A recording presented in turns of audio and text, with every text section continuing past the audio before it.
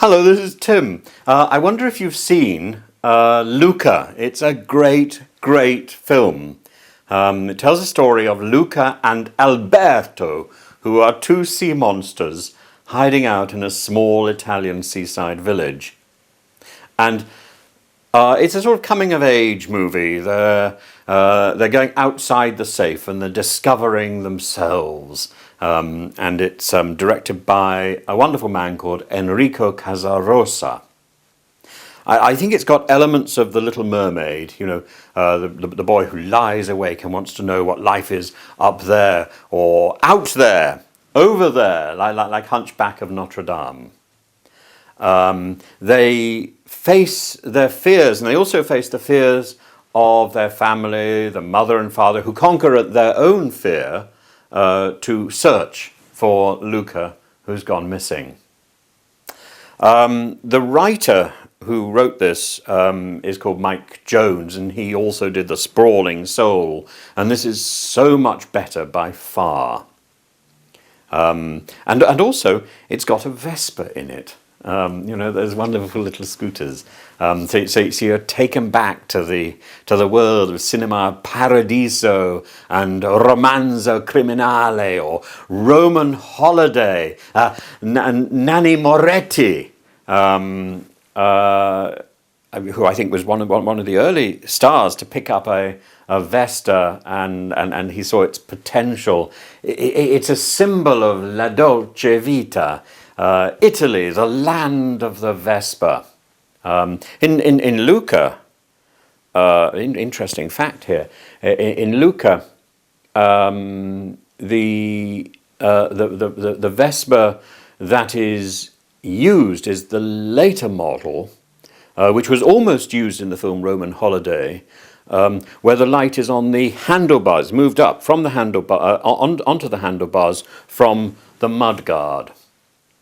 Anyway, Luca defies the threat of living with Uncle Ugo, played by Sacha Baron Cohen, strangely sounding Eastern European, and instead he pals up on land with the one-armed Massimo and his daughter Giulia, and they're up against Ercole Visconti, who's delightful.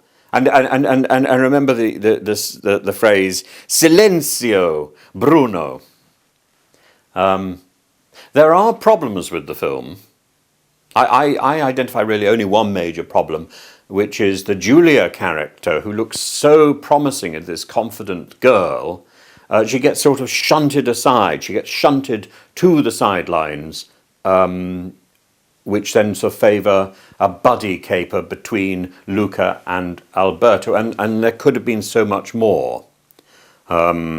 But it's still, the whole film is sort of enriched by the score of Dan Roma, and by these amazing orange and blue visuals, and that's really the key to the piece, because I think it's heavily dependent on an unmade film by a man called Sergio Pablos, who heads the Spa studio that made the film Klaus, which also is a spectacular film.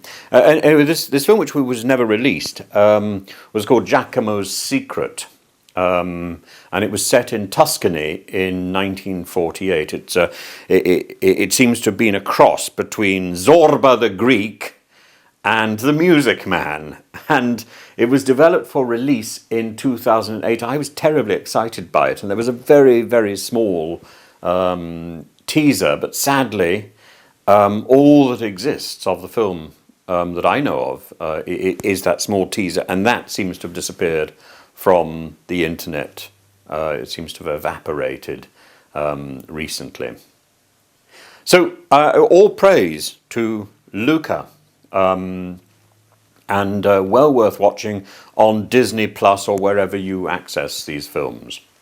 Contrast this, in the context of Disney Plus, contrast Luca with Loki. Episode 1 was so good. And then came episode 2. Ugh.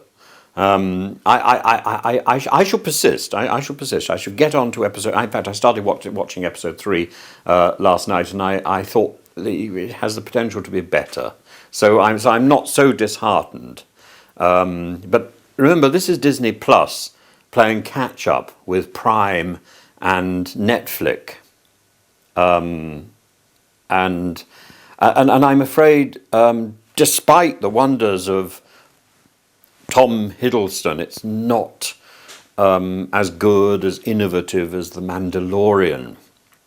I think potentially the stories may be better, but we have to wait and see.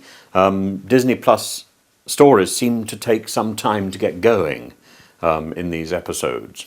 Tom Hiddleston, as I say, is wonderful, as is Owen Wilson, playing Mobius. I'm wondering if that's a reference to the wonderful comic genius, the wonderful comic book genius, Jean Giraud, who certainly I think his visuals inspire many of the cityscapes that we see in the Time Variance Authority, which itself is a sort of revamped a version of Terry Gilliam's Brazil.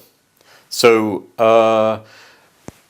muted recommendation for Loki, huge recommendation for Luca. I seem to have remained entirely on one letter here. So I will try and do more of these little reviews, and I will try and move off the letter L onto something something more universal. So have fun. This is Tim. Please subscribe and ring the bell, and I look forward to seeing you again very soon.